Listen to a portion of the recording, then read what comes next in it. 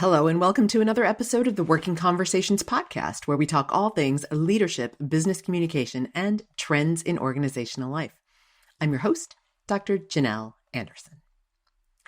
Regardless of whether you are managing the work of others or observing the dynamics unfolding around you at work, you know that people have different levels of motivation and engagement. In today's episode, we are unraveling the enigma of employee types and how to best manage them, delving into the art of leading diverse personalities towards collective productivity and organizational growth. From the steadfast stayers to the adventurous players, the innovative slayers, and the elusive glaciers, each employee type presents a unique challenge and opportunity for managers. So grab a pen and paper and be ready to take some notes as we uncover the secrets to effectively managing a diverse workforce and fostering a culture of engagement, innovation, and success. Welcome to the ultimate guide on managing different types of employees. In today's dynamic workplace, effective management involves understanding and catering to the diverse needs of motivations of employees. From those committed to the long haul to others seeking valuable experience before moving on rapidly, each employee type requires a tailored approach to maximize their potential and contribution to the organization. Let's explore some tips on how to best manage each of these distinct employee types: the stayers, the players, the slayers, and the glaciers. The stayers are your employees who are committed for the long term. They probably want to retire from your organization. The players are the employees who are seeking valuable experience before bouncing off to the next thing. The slayers are the employees who are always looking to improve or innovate. They've always got a new idea they're working. And the glaciers. These are the employees who are not putting forth much effort and, quite frankly, are not very engaged. Now, I'm always a fan of a good 2x2 matrix. If you want to plot these four types in a 2x2 matrix, you're going to look at it this way. First, you've got engagement, employee engagement across the x-axis, the horizontal plane, and you've got upward mobility on the y-axis, the vertical plane. In the bottom left corner, you've got the glaciers. Low engagement, low mobility. In the bottom right-hand corner, you've got the stayers. Higher engagement, but low mobility. They're not looking to climb the corporate ladder. In the upper left, you've got the players. Low engagement, because they're not going to stick around that long, and high mobility. And then in the upper right-hand corner, that's where you've got the slayers. The ones with high mobility and high engagement and lots of new ideas. All right, we're going to start with the stayers, the employees who are committed for the long term. So stayers are the backbone of your organization. They provide stability and continuity while contributing their skills and their expertise over years and years, maybe even decades. If you've got some stayers on your team, and I sure hope you do, because we, again, need that stability and continuity, here are some tips for managing them well and keeping them around for the long haul. First, foster a sense of belonging. Create a positive work culture where stayers feel valued, where they feel appreciated, and they feel connected to what your team is doing, as well as connected to what the larger organization is doing. For these folks, you want to include some team building activities. You want to recognize their contributions and provide opportunities for professional development and growth within the organization, knowing that that will also help make them feel valued. Secondly, for this group, you want to set clear career paths. Engage in open communication with them about their career goals and their aspirations, knowing that they might not want to be climbing the career ladder and becoming a senior vice president anytime soon. But at the same time, they don't want to stagnate. So you'll need to find a balance there to provide some guidance and support in helping them map out a career path within the company, offering some opportunities for advancement for those who want it, maybe some additional responsibilities, stretch assignments, and the like, as well as that skill development to keep them motivated and keep them feeling fulfilled in their roles. Because in order for them to stay, it can't be exactly the same thing day in and day out. They need to feel some sense of career progression and building their skill sets. And then third, for this group, cultivate trust and transparency. So you have to build trust with these folks. They need to feel that there is a two-way street of trust. So you want to involve the stayers in some of your decision-making. Keep them informed about what's going on in the organization and get feedback from them, as well as ideas for improvement. Now, they're not going to have maybe as many ideas as the slayers, who we'll talk about a little bit later on. But they are going to have some ideas, especially as you think about their longitudinal support of the organization. They've been around a long time. They have a lot of tenure with the organization, and that is going to put them in a position where they are going to see opportunities for improvement. So even though they might not be the most innovative ones on your team, they still do have ideas, and they want those ideas to be heard. Now, there's a couple of things to watch out for with your stayers. The first is a risk of complacency. So stayers may become complacent in their roles. They also might resist change and innovation due to their longstanding loyalty to the company and just liking things to be the same. And this can hinder the organization's ability to adapt to new market trends and technologies. And, as you know from listening to this podcast, we're always in a state of change and a state of flux.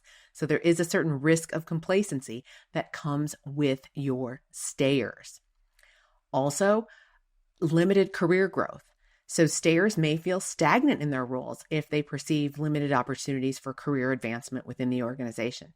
Again, these folks are probably not going to be your senior vice presidents or your senior leadership team, at least not anytime soon.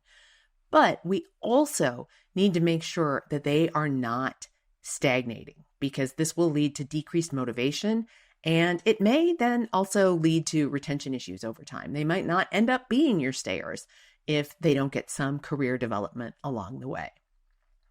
All right, so those are your stayers. Now, the bottom line with stayers, they are the bedrock, the foundation of your team. But because they're not always remarkable, you might overlook them. So remember to acknowledge them for their stability and what they bring to the team and to the work itself. They need to be appreciated for the value that they are bringing to the organization. All right, let's move on to the players. The players, again, if we're putting them on a 2x2 matrix, these are in the upper left-hand quadrant. They are going to move from job to job quickly. They're ambitious, and they are seeking to gain valuable experience and skills before transitioning to new opportunities elsewhere. Those new opportunities might be within your organization, or those new opportunities might be at other companies or organizations. So here are a few tips for effectively managing your players. First, provide challenging assignments. Offer players stretch assignments and challenging work and projects that are going to allow them to stretch the skills that they have and get new experiences. Provide opportunities for growth for these folks and development opportunities so that they can learn new skills. Encourage them to take on leadership roles, whether those be project leadership roles or more formal leadership roles. You also want to see if you can find ways that they can mentor others and contribute innovative ideas that are going to drive organizational success across the organization, maybe not even just in your team, but more broadly across the organization. Now, you know that these folks aren't going to stick around for the long haul. So what you want to do is you make sure that they get as much out of the experience with your organization and on your team as they possibly can. So the second tip for them is to offer learning opportunities. Support the players' professional development by offering access to training, to workshops, certifications, anything really that can enhance their skills and their competencies. Encourage them to pursue new challenges and experiences, again, within the company and within the broader industry, while you're also supporting their aspirations for career advancement outside the organization or laterally within the organization. Sometimes it's going to be over and up instead of up, because up would probably be your job. Now, a third thing you want to do for your players is to help them build a strong network. When players are building a strong professional network, both within the organization and outside the organization, that is going to help them probably more than just about anything. So connect them with mentors, industry experts, and other, quite frankly, potential employers. Facilitate networking events, allow them to go to conferences and seminars where they can bring back valuable knowledge to your team while also expanding their contacts and exploring future career opportunities. So there's a couple of things to watch out for when managing players. First of all, if you have too many players on your team, it's going to result in high turnover.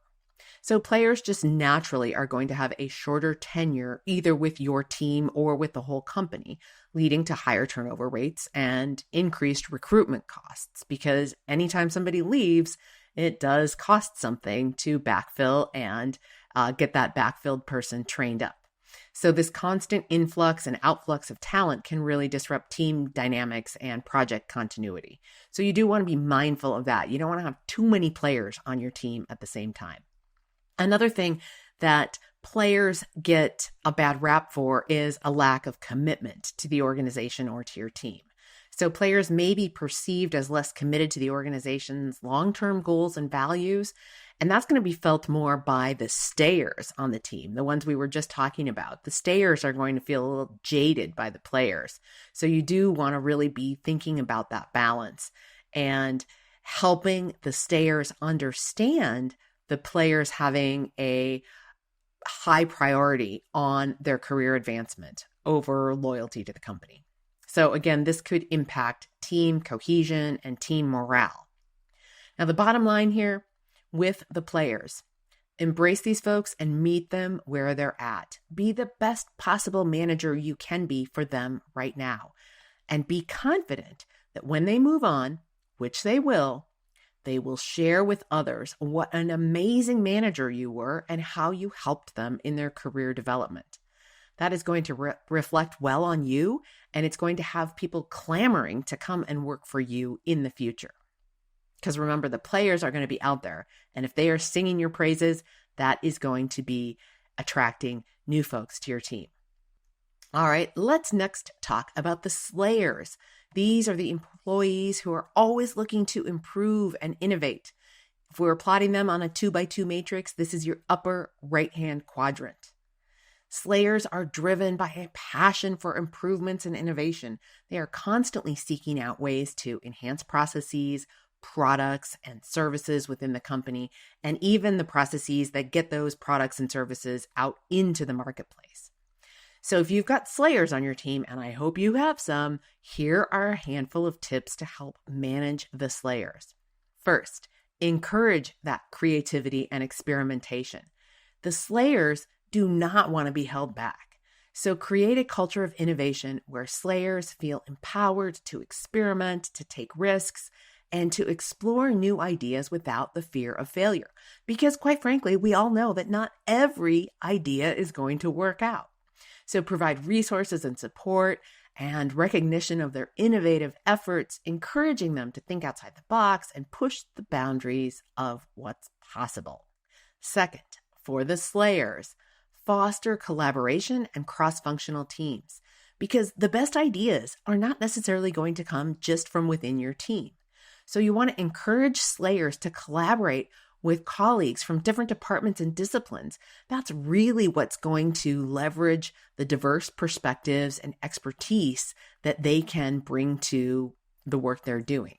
So facilitate those cross-functional teams, facilitate introductions of your slayers to people outside of their discipline within your organization. And you might also encourage them to have brainstorming sessions where the slayers can engage with ideas and problem solving and driving creative solutions to complex challenges, again, across disciplines. This is what is going to keep slayers excited, and it's also going to keep their brain coming up with new ideas. Now, third, for your slayers, recognize and reward that innovation. Acknowledge and reward slayers for their contributions to continuous improvement and innovation and new ideas, whether that's through formal recognition programs or maybe incentives if your organization has them, or opportunities for career advancement, stretch assignments, and the like.